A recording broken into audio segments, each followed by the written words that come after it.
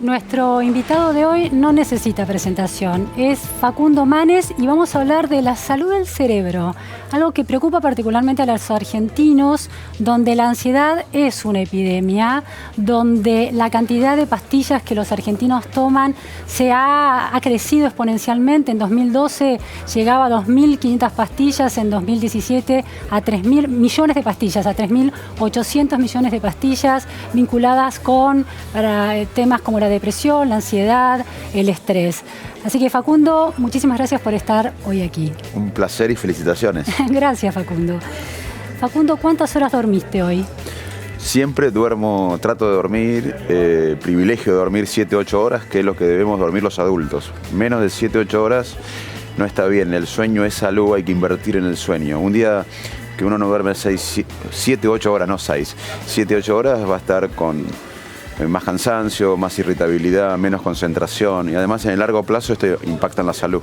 Ahora, eso depende de nuestra voluntad. Yo soy una persona bastante insomne, me cuesta muchísimo dormir esa cantidad de horas. ¿Por qué nos pasa? Y eso es una epidemia mundial, la falta de sueño, la falta de práctica para conciliar el sueño. Sí, dormimos menos que hace unas décadas incluso los seres humanos y no está bien. Si nosotros vivimos 90 años, 30 deberíamos pasarla durmiendo. Es algo importante. El sueño es complejo, no se sabe bien las funciones del sueño, pero una función es consolidar la memoria, consolidar el aprendizaje. También tiene que ver con la regulación y la modulación hormonal e inmune. Pero claro, hoy la gente duerme menos y la tecnología no ayuda. Mucha gente viene a mi consultorio o al consultorio de colegas y nos dice, no dormí bien, ¿y qué hiciste? Y bueno, comí tarde, o hice gimnasia, o tomé algo tarde, o tomé algo con cafeína, o me llevé la tableta, el celular a la cama. Pero cafeína, veía televisión detrás. Cafeína temprano sí, cafeína tarde no. Sí, sí, hay gente que es sensible, pero en general en las últimas horas del día no hay que tomar algo con cafeína.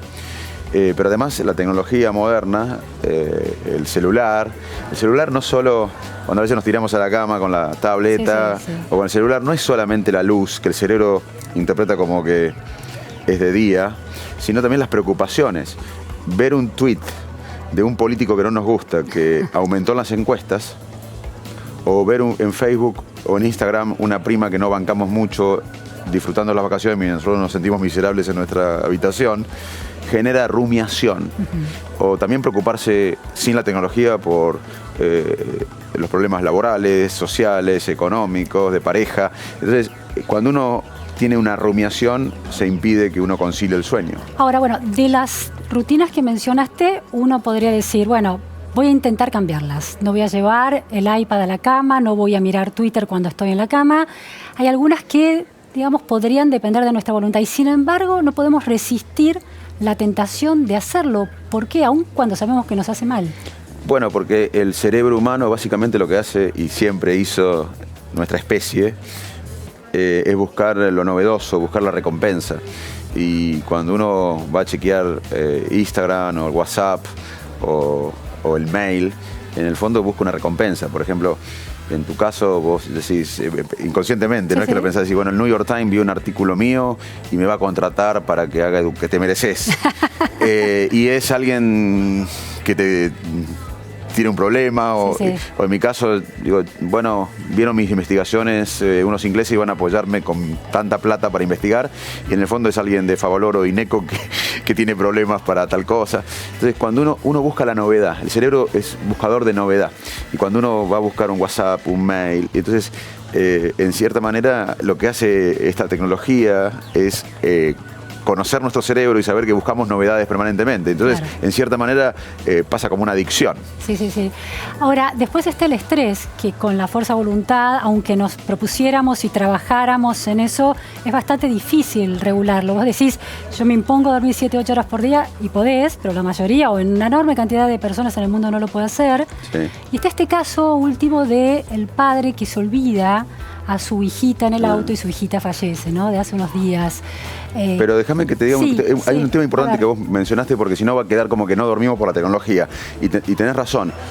Evitemos la tecnología. Hay gente que no usa tecnología e igual no puede dormir, así que muy buen punto, gracias.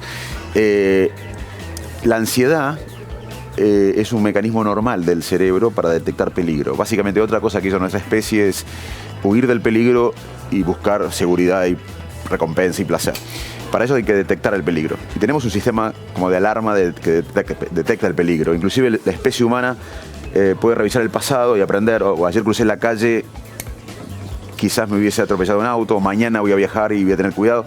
Entonces nosotros tenemos un sistema, una alarma para detectar peligro y para aprender del pasado e imaginar el futuro, a diferencia de otras especies. Si funciona mal ese aparato, ese sistema de alarma, es como cuando un auto está en la calle y suena la alarma y no lo están robando. Y esto es muy frecuente, que es la ansiedad patológica. Claro. O sea, la ansiedad es un mecanismo normal, pero muchas veces es patológica, detecta peligro donde no hay. Entonces uno se preocupa por la pareja, por los hijos, por el trabajo. Bueno, quizás ahora están reunidos en mi trabajo y me están por expulsar. O sea, uno puede imaginar. Y la ansiedad es un mecanismo de uno de los frecuentes, más allá de la tecnología, de insomnio. Lo otro es depresión. Uno se imagina que la depresión es alguien tirado en la cama, apático totalmente, llorando. Esa puede ser la depresión extrema.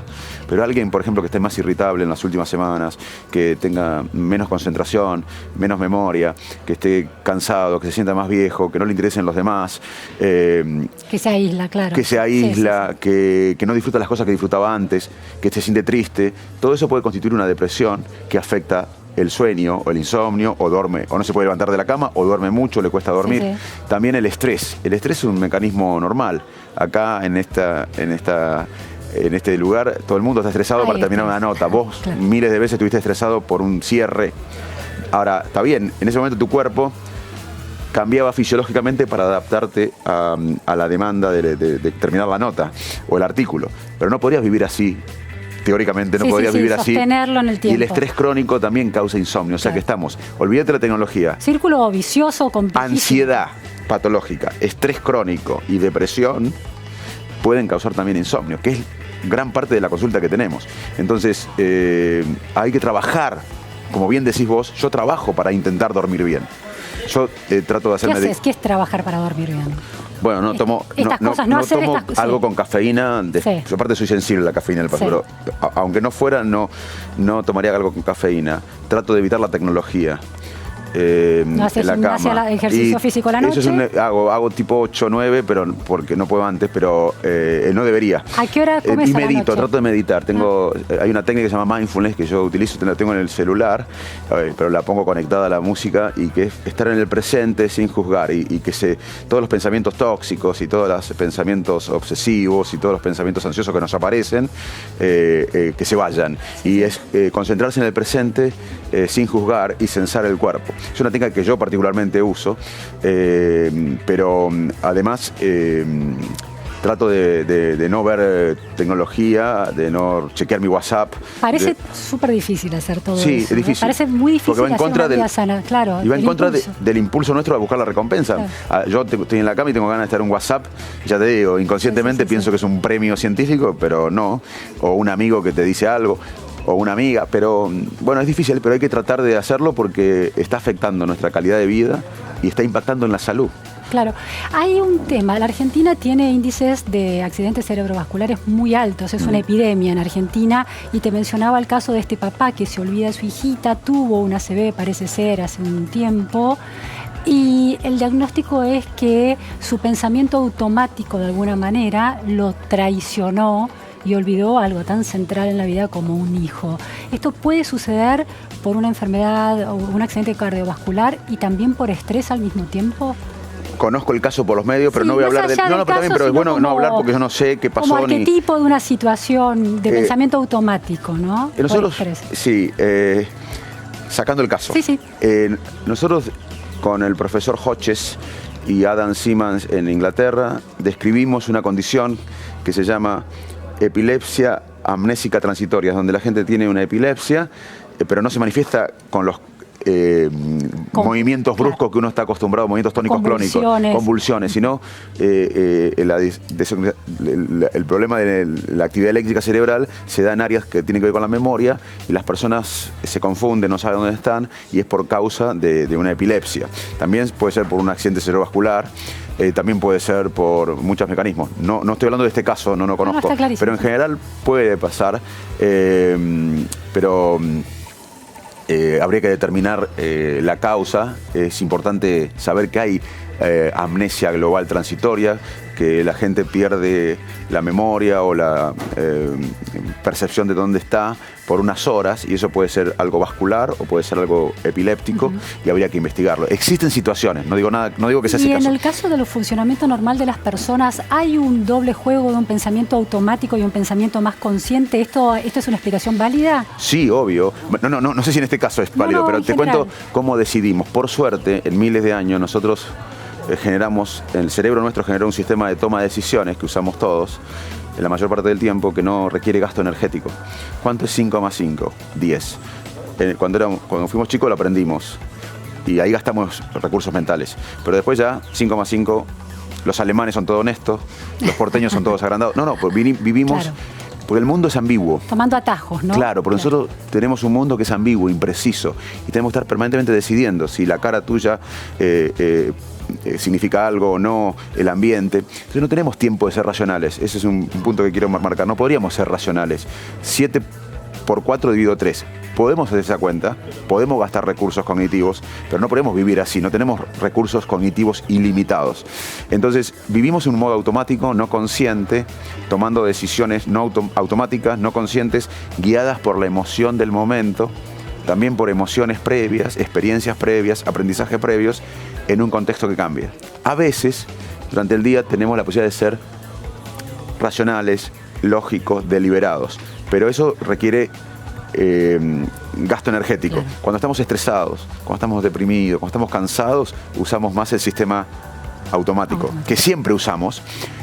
Lo que quiero decir es que nosotros, por suerte, usamos este sistema automático, pero también tenemos la posibilidad de monitorizarlo con el sistema racional. Claro. Pero el sistema racional es un sistema que requiere recursos mentales. Claro. Y también somos seres sociales. El contexto decide un poco por nosotros, el entorno, el ambiente, pensamos socialmente, el entorno social, para nosotros como especie es muy importante pertenecer a una tribu, somos tribales, entonces inclusive es más importante pertenecer a un grupo social que la verdad.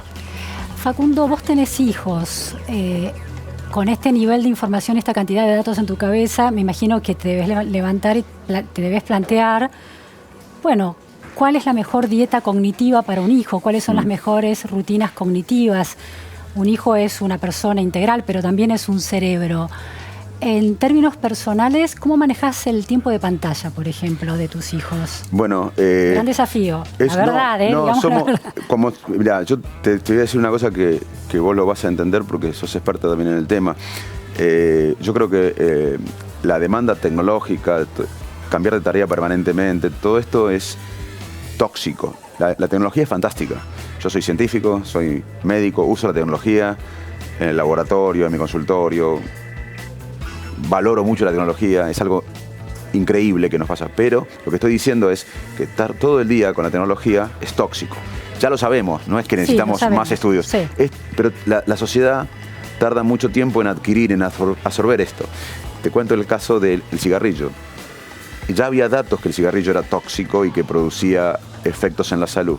Sin embargo, cuando ya había datos, en Estados Unidos, en las revistas semanales que uno puede ver prestigiosas, estaban los médicos con guardapolvo promocionando el paquete de cigarrillo. Ya había datos que el cigarrillo tenía un efecto en la salud nocivo y sin embargo los médicos lo promocionaban. La sociedad tomó décadas en tener conciencia de esto. Hoy, poner 5 cucharaditas de azúcar en un cafecito o en un vaso de leche es algo tóxico. Está demostrado. Ya sabemos que el azúcar en abundancia es tóxica, no hace mal. Y la sociedad recién está aprendiendo. Ya sabemos que estar todo el día conectados nos da más estrés, nos hace menos inteligentes, baja el coeficiente intelectual 6, 7, 8 puntos, nos hace ansiosos, nos hace cometer errores. Pero va a tardar tiempo en que la sociedad absorba esto. Pero en mi casa soy duro, porque yo sé esto, le corto a mis hijos y bueno, mi mujer... ¿Qué quiere decir eso? ¿Le cortás a tus hijos? ¿Qué le explico? Le digo a Manuela y a Pedro, le digo, miren, la tecnología es fantástica, le explico que a todos nos gustaría y demás, pero que hace mal al cerebro. Le digo, mira, esto no es bueno para el cerebro, Manuela tiene 13, Pedrito 10, entienden. Le digo, y bueno, y se quejan, se enojan, pero tenemos un... ¿Juegan al Fortnite? Todavía no hay una dosis. Ajá. Pero básicamente nosotros calculamos un par de horas después, una hora después del colegio, 1 hora y media, pero si fuera por eso llegan del colegio y se quedarían hasta la noche con la tableta o con el celular. Entonces lo cortamos. Hay lío, cada vez menos, porque ya lo entienden. Trato de explicarle, pero en eso somos duros, porque es como darle... A ver, si ellos llegan del colegio y le pongo 5 tortas fritas, le estoy haciendo daño. Y entonces trato de ponerle frutas o ponerle dietas saludables. Es algo que no tengo culpa, porque sé que no es bueno que estén todo el día conectados. Ahora, esa no es una decisión fácil tampoco, cambiar esas conductas un poco compulsivas de los adolescentes que además socializan a partir de los juegos en red. Es cierto. Sí, es una lucha abrazo partido en las familias argentinas y en el mundo. Por eso, es como las políticas públicas no se cambian. Vos sabés el ejemplo del aeropuerto de Ámsterdam. A ver. En Ámsterdam tenían un problema. Acá el presidente hace unas semanas pedía, un mes o 2 meses, pedía que usemos menos energía. ¿Se acordás? Sí. Eso, por ahí tenía razón el presidente, por ahí pero no va a pasar porque lo diga alguien.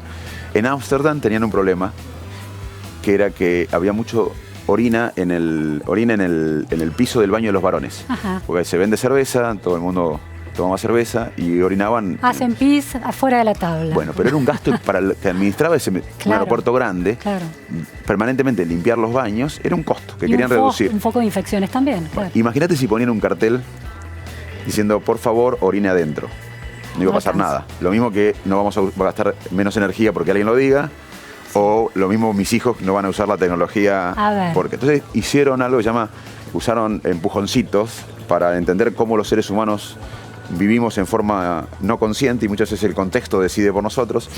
Y dibujaron una mosca en el medio del mejitorio. Ajá. Entonces, inconscientemente, los varones que ya tomaban cerveza y tenían que orinar, veían una mosca en el medio del mejitorio y apuntaban a la mosca. Y evitaban... Ah, qué genial. No, pero esto es muy conocido, este experimento. Y ahorraron mucho dinero, cambiaron la conducta, pero no pidiéndole, tratando de ver cómo funciona el cerebro en la realidad, que es la evolución de las políticas públicas. Las políticas públicas va a ser tomar en cuenta cómo la gente decide, actúa y se comporta en la realidad para que las políticas públicas sean mejor diseñadas y mejor implementadas. En mi casa lo que hacemos es decirle, bueno, me tengo que dedicar yo a leerles cosas, o mi mujer, le leemos cosas. Es más, esto nació uno de los libros míos, que es Descubriendo el Cerebro, para que el padre no se aburra leyéndole algo al hijo y el hijo no se aburra con el padre. Hicimos un libro con María Roca en el cual el padre y el hijo me tengo que dedicar, tengo que darle otro estímulo. Primero tengo que explicar y segundo le tengo que dar otras opciones, porque también somos seres humanos, necesitamos contacto. Entonces me tengo que ocupar yo. Muchas veces los padres lo usamos como calmante y tranquilizante a la tableta o al celular. Sobre todo los chicos chiquitos. Ahora también es una cuestión de ejemplos, ¿no? Los padres tenemos que vivir y mostrar las conductas que queremos generar. Es un placer hablar con vos, que sos muy inteligente, porque el cerebro humano, tenés razón, básicamente aprende cuando algo nos parece un ejemplo, cuando algo nos inspira y nos motiva. Así que tenemos que ser un ejemplo para, si yo le digo a mis hijos, no, en el almuerzo no chequeen la tecnología, yo estoy con el WhatsApp. ¿Qué pasa? Por eso también es difícil que nosotros cambiemos. Nosotros tratamos de cambiar, es una lucha. Pero la tecnología es fantástica, pero con la dosis que la usamos hoy no es bueno. A ver, el cerebro nuestro es el mismo que hace 30.000 años. Y hace 30.000 años el mismo cerebro no lidiaba con toda esta demanda de información. Cómo el mismo cerebro, las mismas conexiones, los mismos lóbulos tienen que lidiar con tanta información, con un costo. Dormir mal, estrés, ansiedad, bajo el rendimiento. Mandar un texto manejando equivale a manejar borracho, en términos de accidente. Ajá. Y además se ha duplicado el uso del celular mientras manejas. La gente reconoce que lo usa cada vez más en lugar de usarlo cada vez menos, y aunque está prohibido también. Y fíjate cómo la política pública va detrás de la ciencia. En Inglaterra está permitido hablar con el manos libres y no está permitido hablar con el teléfono en la mano. No estoy hablando de mensaje, estoy hablando de teléfono. El teléfono en la mano no está permitido, pero el manos libres sí. Pero la incidencia de chocar es lo mismo, porque no es la mano, es la distracción mental, claro. Facundo, hablaste de la dieta, de que promoves en tus hijos una alimentación verde, de vegetales o de frutas, por ejemplo. En los últimos años se impuso toda una corriente sobre la que me interesa particularmente la idea de una alimentación que previene el desarrollo de enfermedades cognitivas ya en la vejez, pero también que resta síntomas al autismo, al síndrome de Tourette, a partir del Dr. Perlmutter y su libro Grain Brain, cerebro de pan. La idea de reducir la ingesta de gluten, eliminarla, la idea de proteínas y grasas y un 70% de vegetales. ¿Cómo ves esa corriente que se instaló y mucha gente está siguiendo? Uno tiene que basarse en la evidencia científica. Y a veces hay mitos. Un mito también importante que se ha manifestado es la importancia de los 1000 días. Los 1000 días son importantes, pero 1500 días también es importante, 2000 días en el desarrollo del cerebro. La dieta, el otro día nos reunimos en Washington, un grupo de expertos convocados por el Global Council on Brain Health para discutir la dieta. La dieta que se demostró que hace bien al cerebro es un poco la dieta que hace bien al sistema cardiovascular. Es comer verduras, pescado, sobre todo con omega 3, frutas, evitar las frituras, pero no hay una dieta específica que protege el cerebro. Hay mucha información dando vuelta que no tiene una seria evidencia científica. Dijiste una frase muy interesante de que la ciencia, en relación a esto, la ciencia va detrás de la política, la política pública va detrás de la ciencia. Sí. Cuando uno traslada estas preocupaciones individuales que uno tiene como persona acerca de su propia salud, la de sus hijos y el futuro, cómo envejecer, puesto a pensarlo en política pública parece extremadamente difícil, por ejemplo, con los niveles de pobreza que hay en la Argentina, 30%, 13 millones de pobres, cómo alimentar, cómo construir hábitos saludables en una población que no puede acceder a alimentos de calidad nutricional. Y sobre todo si en la coyuntura discutimos cosas de telenovela, con quién se juntó tal político, o sea, uno ve muchas veces la discusión de Argentina y se discuten cosas no importantes, lo importante es lo que vos hablás. Hay un aspecto humano, hay un aspecto humanitario, un aspecto económico en todo lo que vos planteás, porque hoy sabemos que la malnutrición afecta la anatomía del cerebro y afecta las funciones cognitivas y emocionales. Y en la Argentina, de 10 chicos de 10 años, 4 tienen algún tipo de malnutrición, o desnutrición, o anemia, o déficit de vitamina, o obesidad. Argentina es uno de los países con mayor obesidad en América Latina. Todo eso afecta las funciones cognitivas e intelectuales. Vivir en la pobreza, y la mitad de los adolescentes viven en la pobreza, produce un estrés mental crónico. Y no son los pobres. Si vos o yo estuviéramos ahora viviendo en la pobreza, estaríamos usando los recursos cognitivos que son limitados para ver cómo sobrevivir. Y eso genera un estrés mental crónico. Claro. Eso es educabilidad. Vos decís, vos sos experta en educación. En la Argentina sí traemos el mejor sistema de educación del mundo, no importa cuál es. Acá los chicos, muchos no tienen educabilidad, no tienen la nutrición, ni tienen el confort, que no es vivir en la pobreza, de poder educarse, aprender algo. O sea, tenemos un problema de educabilidad. Y además, aunque traigamos el mejor sistema educativo, los chicos en la Argentina piensan que educarse no tiene impacto en la movilidad social. En la Argentina los chicos piensan, por encuestas que hay, informes que vi de gente muy inteligente en algunas universidades, que la gran parte de los jóvenes en la Argentina y de nosotros pensamos, no yo, pero de nosotros como sociedad, los adultos, que la movilidad social es por el acomodo y la corrupción. Si además, en un mundo que la economía está basada en las ideas, en la ciencia, en la tecnología, no invertimos en ciencia, en tecnología, y no tenemos en la población un adecuado estímulo cognitivo y emocional, vamos a quedar atrás. Ahora, se ha subrayado que este gobierno, lejos de restar la ayuda social, ha aumentado gasto, inversión en cuidar a los sectores más vulnerables a través de planes sociales.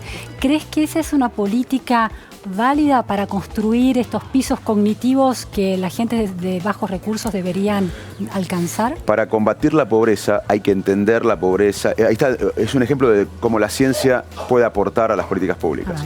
La ciencia ya entendió bastante sobre el impacto cerebral de la pobreza. Cuando uno vive en la pobreza, lo material es importante, obviamente. Hay conceptos que hay que educar. ¿Educar a los dirigentes o educar a la gente? A los dirigentes, por ejemplo, y a muchas fuerzas vivas de la sociedad. Obviamente que el hambre es inmoral y que Argentina, un país que produce alimentos para 10 argentinas, tenga gente con hambre es inmoral. Aún en la ciudad de Buenos Aires hay hambre. Es cuestión de prioridad también. Pero el hambre es más fácil que combatir la nutrición, que no se habla. Porque uno con una torta frita puede paliar el hambre, pero está igual nutriendo mal al cerebro. ¿Se entiende? Y uno dice, bueno, erradicamos el hambre, el hambre. Obvio que yo estoy a favor de erradicar el hambre. Vengo insistiendo con esto como muchos argentinos hace años. Pero lo que estoy planteando es que eso no es suficiente, porque nos quedamos tranquilos que erradicamos el hambre, pero no nutrimos bien a los chicos. Y eso tiene un impacto. Entonces, cuando uno vive en la pobreza, o en la escasez, en cualquier escasez de tiempo, de lo que sea, uno se concentra en lo inmediato. Y para salir de eso, no solo es un tema material, necesitas estímulo, necesitas educación, intervenciones cognitivas, emocionales. El desarrollo del cerebro tiene que ver con la nutrición, pero también con el afecto y con el estímulo cognitivo. Así que muchas veces los planes que yo veo son de dar, pero no de planes basados en la evidencia científica de cómo nutrir y cómo proteger un cerebro en desarrollo, que es hasta los 20 años. La verdad que no veo políticas claras en ese aspecto. Es decir, que de alguna manera vos no estás viendo que ese dinero de planes sociales se traduzca en la construcción de políticas eficientes para nutrir bien y generar pisos cognitivos saludables. No veo que masivamente esté pasando, para nada. Veo que hay un despliegue de planes sociales que está bien, pero está mal a su vez en el sentido de, no está mal darle, sino no usar ese dinero basado en lo que la ciencia dice, que hay que tener intervenciones cognitivas, además de comer bien, nutrirse bien, porque una cosa es sacar el hambre y otra cosa es nutrirse bien, que el cerebro se nutra bien. Además que tiene que haber intervenciones que estimulen cognitivamente y emocionalmente a los cerebros en desarrollo. Facundo, vos subrayás mucho tu historia personal y el valor de la educación en tu propia historia y cómo la educación es un motor de movilidad social, de salida de la pobreza. Ahora, esa idea de mérito educativo que te permite un avance en la vida, ¿no es un poco injusta pensarla en los sectores vulnerables que no tienen este piso cognitivo básico? Obvio, sí, por eso yo siempre digo que es la malnutrición que hay en la Argentina hoy y la pobreza es una inmoralidad, pero también es una hipoteca social, porque hoy, nos guste o no, la riqueza de los países son las ideas y cómo aprovechar las ideas. Argentina hace décadas que es una familia, imagínate una familia que gana 80 pesos por mes y gasta 120. O sea, gastamos más de lo que... Ahí coincidís con el gobierno. No, yo no coincido, yo te estoy diciendo lo que yo pienso. Yo digo, somos una familia que gastamos 120 y producimos 80. No podemos gastar menos. ¿Por qué? Porque ya gastando 120, por más que seamos más eficientes, por más que combatamos la corrupción, que hay que hacerlo, hay que ser más eficientes, no podemos gastar menos porque ya con 120 tenemos la mitad de los chicos que están en la pobreza, el 40% de los chicos de 10 años con la malnutrición. Yo no quiero gastar menos. Yo quiero empezar a discutir entre todos, no Facundo Manes, todos, cómo generamos más de 120, cómo ganamos 40. Porque según lo que yo veo, según los gobiernos, estos 40 que nos faltan para vivir, siempre lo pedimos prestado, o vendemos las empresas, o no pagamos a la afuera, o emitimos, o inflación. Yo quiero decir a la sociedad que no es que mane, el mundo que se desarrolló y es próspero y es más igualitario, ha pensado en invertir en ciencia, en tecnología, en innovación, para ganar más dinero y tener una distribución. Y acá en Argentina no estamos discutiendo esto. ¿Por qué? Porque tenemos tenemos un gran sistema científico en Argentina que hay que apoyarlo cada vez más.